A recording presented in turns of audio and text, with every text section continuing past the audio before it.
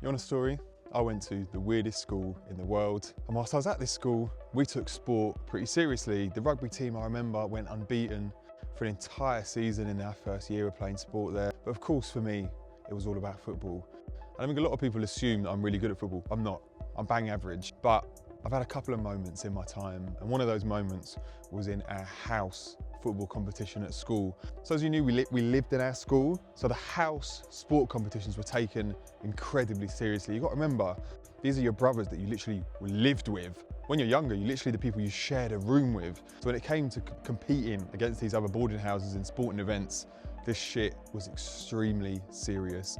And one of the boarding houses, called Lamb, they'd lucked out. They had so many serious athletes in this one boarding house. In our third year, so when we were in year 9, we were playing them in our opening game of the house football competition. Up until that point, we had played 2 full years, and these lot had never lost a game. They'd won the house competition for our year group in football both years, going fully unbeaten. The opening game of year 3, we were decent. I think that every year we would come either second or third, but never generally had much of a chance of winning. But knowing we were playing Lamb in the opening game, it was as simple as, if we beat them, we'll probably go on to win it. And if we lose to them, they will probably go on to win it. It's 0-0 until the equivalent of about the 80th minute. Of course, we weren't playing 90 minutes, we're probably playing 60 minutes. So we'll call it about the 50th minute. I'm playing right wing. I was a tricky little winger in those days. I wasn't quite as tall.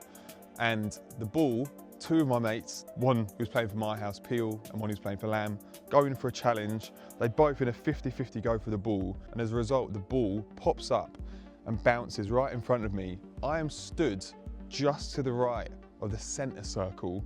One of my best mates just shouts, "Shoot!"